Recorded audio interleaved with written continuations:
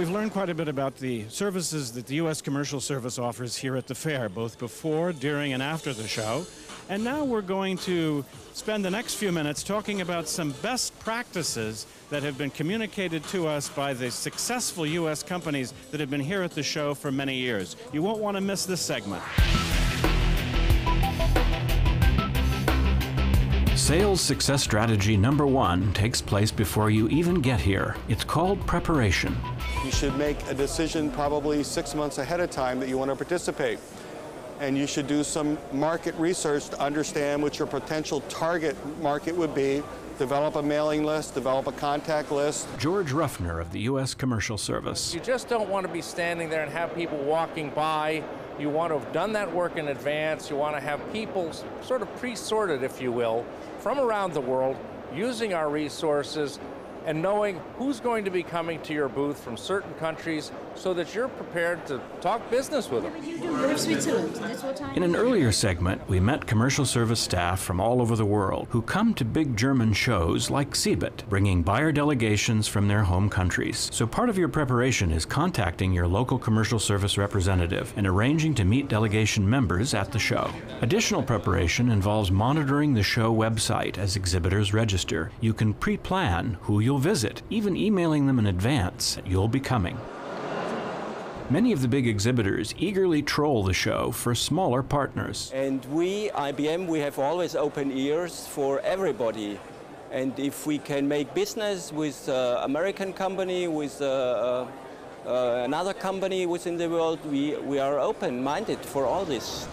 Have your materials ready, know what you're looking for, understand how you've approached the market in North America, get good advice from others up front, from us, commercial service, as to how you might approach the market.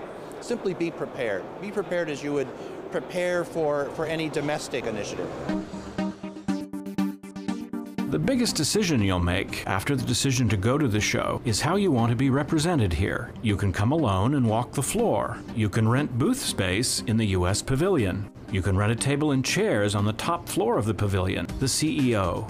You can rent a booth as part of a state delegation. Here's the Massachusetts delegation at a party in front of their booth. The least expensive booth space runs about $1,500 for the week. You can create your own booth using local help. And you can build your own mega booth. This one has an elevator and a restaurant on top. At trade shows, size doesn't have to matter, but knowing how to communicate with buyers does. When it gets to literature, make sure you bring enough. People have no idea how many business cards they're going to go through. You really want to estimate on the high side. You really need at least 2 or 3 people at the show. It's a long show. It's very tiring to have 1 or 2 people doing it. But don't bring too many people because you will have trouble fitting them onto a stand. And how do you present information to an audience that is both technical and non-technical? Combination of text and diagrams is a good thing. We have done it both ways. In the past, we have to use more diagrams. It all depends because the market have shifted.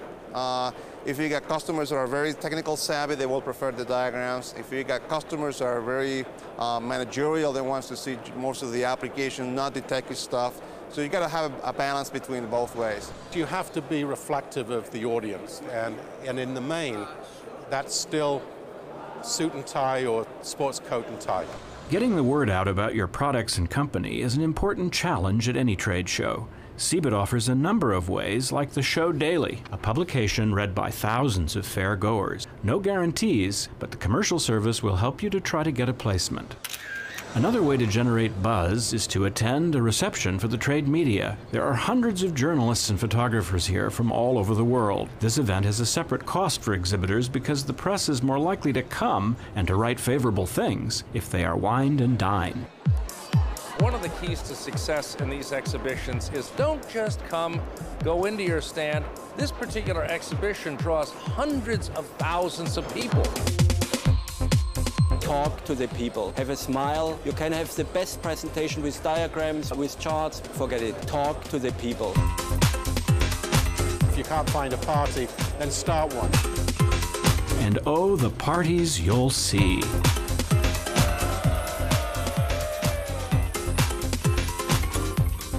And here's one other piece of advice. You can actually get black, look like dress shoes, but they actually have rubber soles on them, and it's very important if you're going to be standing up all day. With your sensible shoes, you need a sensible strategy for attracting buyers to your booth and getting them to linger there. Some exhibitors hire attractive assistants. Some will bend over backwards to attract a crowd. Others work to declutter their space.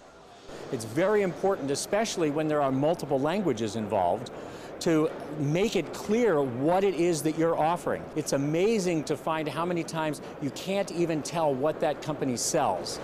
Redcom, a telecommunications hardware firm from New York, has been coming to CeBIT for many years. They avoid areas in the hall that are too close to mass transportation entrances and too far away from major foot traffic. You have to have a location. It's just like in real estate. Location, location, location. Next time we will be in the same area, actually where our competitors are. And we'll take their rejects and see what we can do with them. A tour of Redcom's booth is a tour of booth psychology. You need certain amenities. You need to be able to sit down. Now, regular chairs, that's one of the issues, are not very practical because it looks like you're not doing anything. You're slouching off. So, in this case, you have these chairs on a discussion table. When you sit on there, it doesn't look like you're really sitting. It looks like you're partially standing. That means you're not sitting there and goofing off. Redcom uses LCD TV monitors to present slideshows in different languages.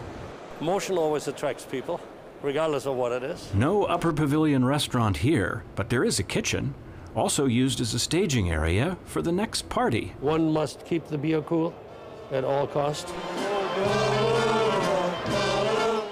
When the party's over, it's time to follow up on the leads. Well, follow-ups after the show. I mean, if you keep track of every visitor in your show, make sure you got business cards, contact information, email addresses, fax, and everything. So at least after the show, you can personally send an email saying thank you for coming. Before we break for a snack, let's review our key points. Return on investment can be significant at German trade shows like CeBIT, but preparation is key, and it's better to start many months in advance. The commercial service can be a big help in finding buyers and creating a strategy for the show, and the show website is an important tool. Platforms for selling come in different sizes and prices, but face-to-face contact and schmoozing are key. Bring along a nice suit and comfortable shoes.